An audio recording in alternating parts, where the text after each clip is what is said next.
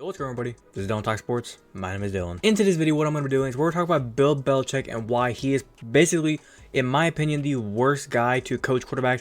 And there's a lot of info to kind of back that up. Now, everybody knows Bill Belichick is going to go down as one of the greatest coaches in NFL history. The 6 Super Bowls as a head coach. He's got the 2 as defensive coordinator with the Giants. But one thing that's for sure is his entire time as a coach, he's never had a solid offense besides the time whenever he was with Tom Brady. And even with Tom Brady, a lot of the times Tom Brady was kind of the one carrying the offense. Bill Belichick, he handled the defense, Brady handled the offense. And in the era before Tom Brady got there and after Tom Brady left the Patriots, we have pretty much seen what Bill Belichick is like whenever it comes to running offense. Now, recently, former running back of the New England Patriots, Damian Harris, he came forward and was kind of talking to the press about Bill Belichick, and he was saying Mac Jones, whenever he was with the New England Patriots, he was just destined to fail because you look at the guys he gave him to coach Mac Jones.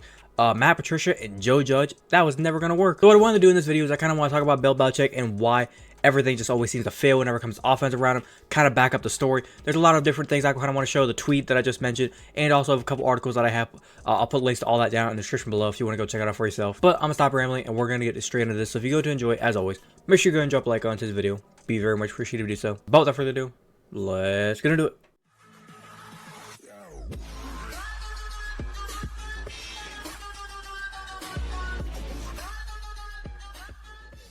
Okay, first up, like I mentioned with Damian Harris, says here, former Patriots running back Damian Harris went off on Bill Belichick for being, quote, stuck in his ways, causing Mac Jones to fail in New England. He says, quote, what happened to Mac Jones in New England was not because of Mac Jones. It was because of the fact that you took away an offensive coordinator, he was mentioning Josh McDaniels, who coached him to be a Pro Bowler and almost coaches to a winning our division with a rookie quarterback. Then you take Matt Patricia, who's coached defense his entire life, Joe Judge, who's been a special teams coach his entire life mainly, and then you just throw them in there and say, hey, coach this kid up. And then he's a first round pick, but as long as you teach him what I say, everything's going to be fine. Shit was not fine. I remember OTAs, minicamp, just sitting around talking amongst each other, being like, yo, how are we going to tell Bill that this shit ain't working? I think that it was very obvious for a long time. And then it goes on to say down here, this whole turmoil basically started back whenever they signed Cam Newton, and the players were like, what the fuck is this? Why is Cam Newton? Now, there's a couple of different ways you can look at this. You could look at it in the sense of maybe Bill Belichick had no fucking clue what to do after Tom Brady left, and he was just like, I got to get somebody in here. Hey, Cam, come be my quarterback. You can also kind of look at it in the sense of he pretty much looked at free agency and said, I need a quarterback. Brady's gone. He left to go to New England. I got to get somebody in here, and it was like, Cam Newton is the best I could do. I'm going to have to roll with it. Now, I will say they had Josh McDaniels still there at that time, and I believe they went like 8-8, or something, like 7-10, something like that. It was a pretty mid-year, but it was going to happen whenever you kind of think of the fact that even the year before, whenever the Patriots went to the playoffs, and then that was actually the Brady's last season with the New England Patriots, they were not even really a good team. They went 11-6. They were the 3rd seed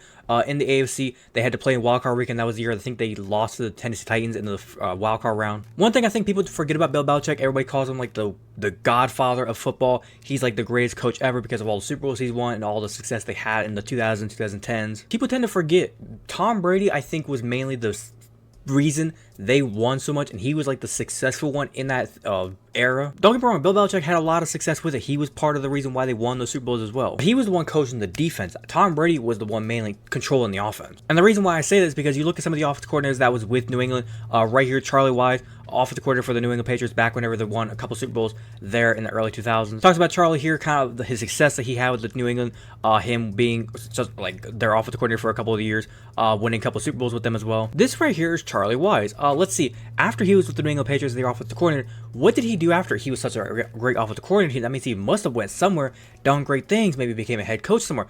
He went to Notre Dame, then he left, then he went to become an offensive coordinator in college of the Florida Gators, then he went back or decided to go become a head coach again of the Kansas Jayhawks, and no success. Now, one thing I do want to point out is people are going to say, well, Josh McDaniels was a good offensive coordinator. He was a good offensive coordinator, but then we've seen him a couple times be a head coach with the Denver Broncos and this previously with the Las Vegas Raiders. He's showing his true colors that he's not exactly the greatest, I guess you could say, coordinator, but also a leader of a team. So that's where it kind of comes to the defense of Bill Belichick is a great leader of the team. He's a great defensive mind of the team. He's just not a great offense. Josh McDaniels, he was the one side of to where he was able to just be great out there. But then you could also look at it as, well, Tom Brady, Was he the true person that Josh McDaniels? Maybe he has a good offense. It's just you need the right quarterback to run it.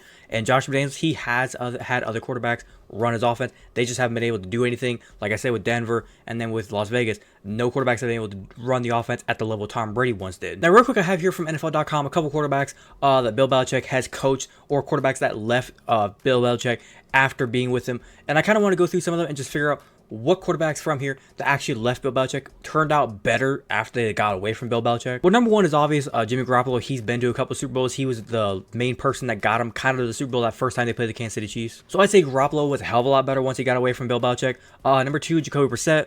I'd say he's had a pretty good career after he got away from Bill Belichick. He's had a good career. He's back with them this year. I think he's with the Patriots this season.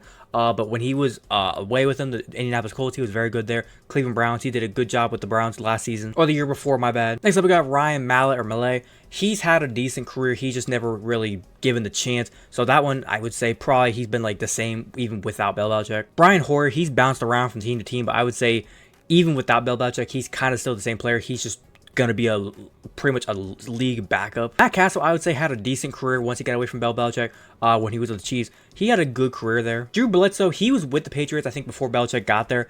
But then when he was traded to the Buffalo Bills, he had an okay career. I mean, you can see here, 35 and 35. He was 23 and 25 with the Bills.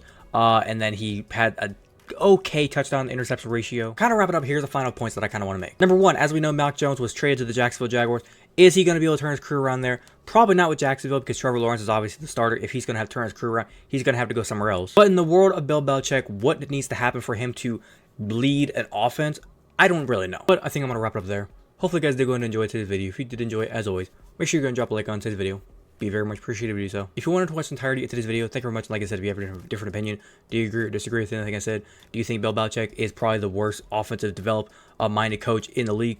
And you agree with what I said? If you disagree with anything I said, or maybe there was a point I forgot to add, and you want to go ahead and leave your complete opinion down in the comment section down below. Be more than welcome to talk about with you guys. If you're a fan of the content that I do post here, and you want to go ahead and hit that big red subscribe button, feel free to do so. And do not forget to hit that little notification bell to be notified the second I post. But without further ado, this has been Dylan Talk Sports. Have a great day. Peace.